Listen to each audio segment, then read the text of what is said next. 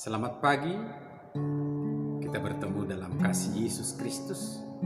Dan tentu pagi yang indah adalah anugerah pemberian Tuhan. Mari kita teduh, kita puji Tuhan dari Kidung Jemaat nomor 1. Haleluya, pujilah. Haleluya, pujilah Allah yang agung Maha Esa. Dalam Kristus kita kenal Allah yang hidup, Bapa kekal, langit buana semesta patut memuji kuasa-Nya, karena berkat-Nya tak henti, limpah kasih-Nya tak terperi. Haleluya, pujilah Allah yang agung Maha Esa. Dalam Kristus kita kenal Allah yang hidup, Bapa kekal. Kita berdoa. Di rumah-Mu yang kudus ini Tuhan, kami boleh menyatukan hati dalam pengharapan iman yang senantiasa tertuju kepada Yesus Kristus Raja Gereja. Sebelum kami mengawali berjalan bergandengan tangan dengan penuh kepercayaan, menelusuri langkah-langkah hidup kami ingin disapa oleh Tuhan. Sebab kami yakin dan percaya bersama Tuhan kami mampu menjalaninya. Amin.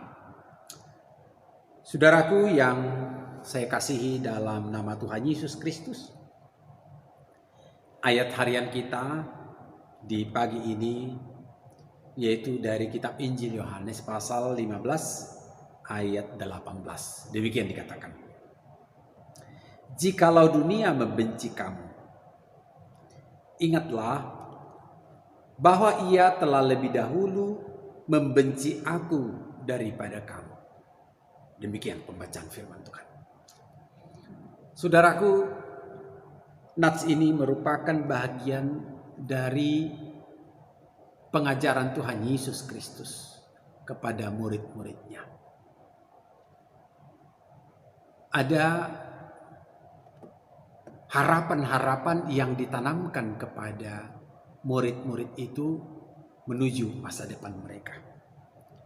Dan lewat bacaan ini, siapapun mendengarkan ini pasti merasa tertarik dan menggarisbawahi hal membenci kamu.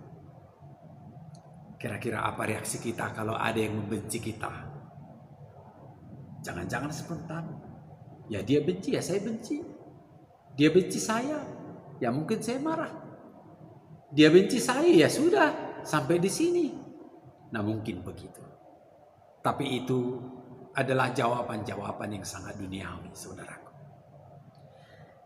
Meneliti penempatan nats ini dari ciri khas pengajaran Injil Yohanes, memang pergumulan pertama dari Injil Yohanes ialah hal penyataan Injil itu sendiri yang mengatakan bahwa terang yang sesungguhnya yang telah dinyatakan oleh Allah telah datang dan berada di tengah-tengah dunia. Namun dunia tidak mengenalnya. Sengaja ini saya sampaikan karena memang sekiranya kita teliti dari manakah sumber kebencian itu. Kita angkat misalnya ilustrasi lewat sinar terang, terang yang sesungguhnya. Apabila kita semakin dekat kepada sinar yang sangat terang, maka apakah yang terjadi pada bayangannya? Tentu bayangannya akan semakin jelas. Dan bayangan yang semakin jelas ialah bayangan hitam. Saudaraku, kalau sekiranya demikian hal kebenaran mengikut Kristus Yesus, maka kemungkinan semakin kita mendekatkan diri kepada kebenaran Tuhan itu, maka kita semakin memiliki, mempunyai, memancarkan sinar terang itu. Maka tentu hal-hal yang sifatnya gelap dalam tanda kutip itu bisa semakin nyata. Itu bisa sangat responsif dalam kehidupan kita. Dalam perjalanan pengajaran Tuhan Yesus Kristus, ketika 1, 2, banyak, bahkan dalam bentuk massa membenci dia. Kalau kita teliti sebetulnya tidak hanya semata-mata menegur perilaku yang salah. Tetapi karena memang Yesus mengerjakan yang baik, berbuat yang sangat baik. Coba ingat misalnya ketika Tuhan Yesus di Bait Suci.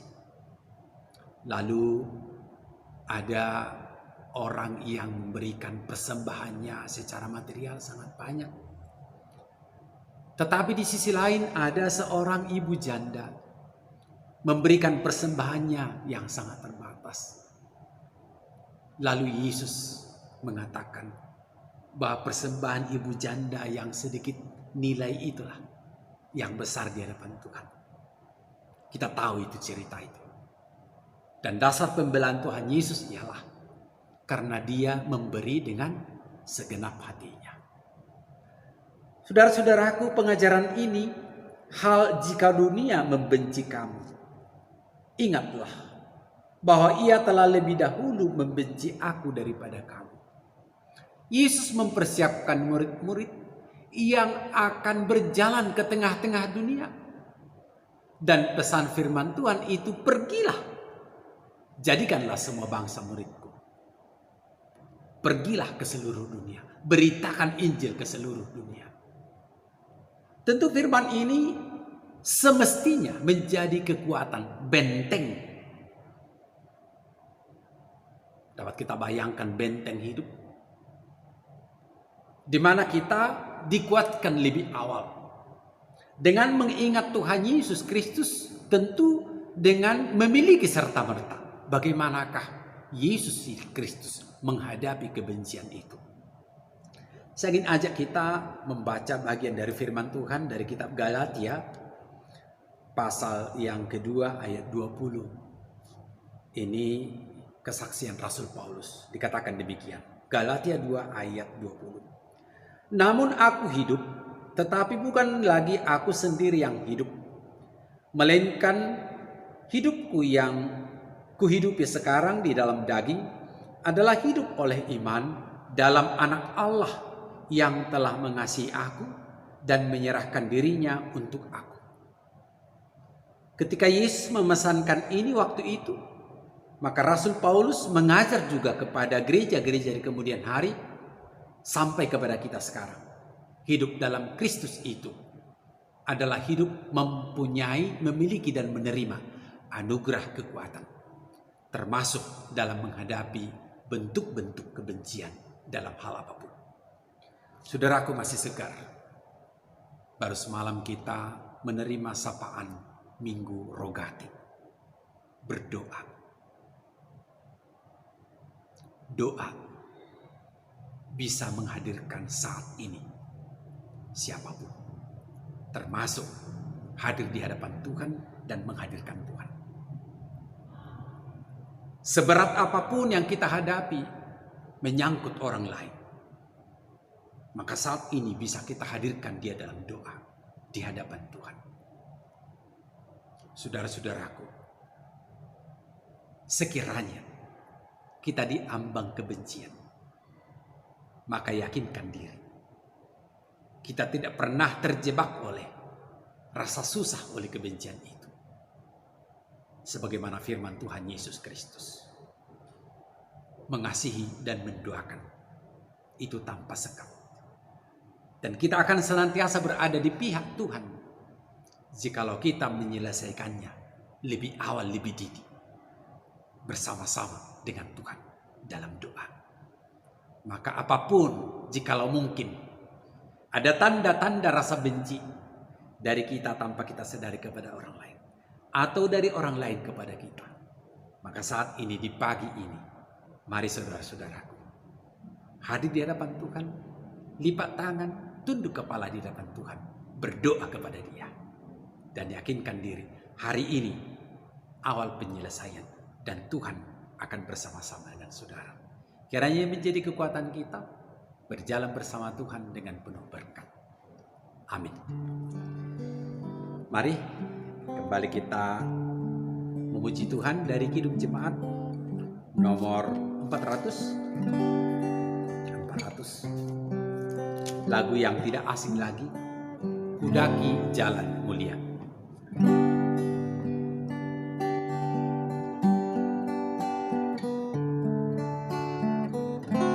Kudaki jalan mulia, tetap doaku inilah, ke tempat tinggi dan teguh, Tuhan mantapkan langkahku. Ya Tuhan, angkat diriku lebih dekat kepadamu, di tempat tinggi dan teguh, Tuhan mantapkan langkahku.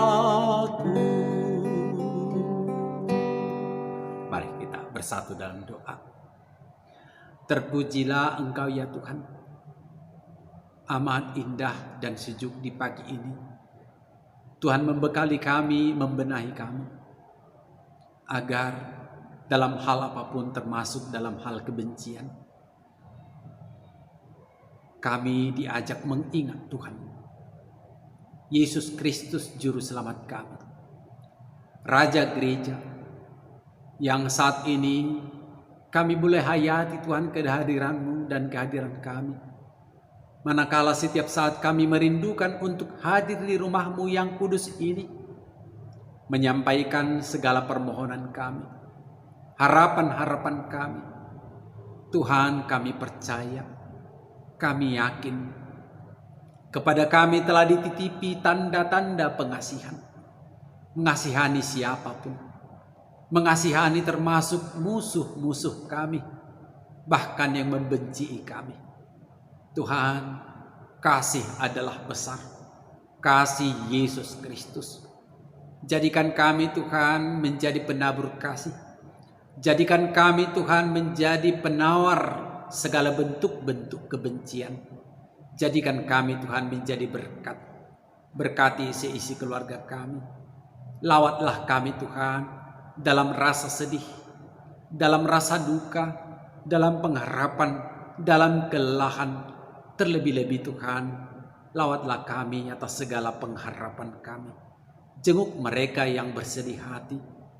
Tumbuhkan Tuhan dalam iman pengharapan kami, melihat Engkau sebagai sinar terang yang senantiasa menerangi perjalanan hidup kami. Terpujilah Engkau ya Bapa, berkati kami dalam nama Yesus Kristus. Amin. Selamat pagi saudaraku. Terpujilah Tuhan. Biarlah Dia senantiasa bersama-sama dengan kita. Amin. Jesus, Heiland meiner Seele, lass an deine Brust mich fliehen, da die Wasser näher rauschen und die Wette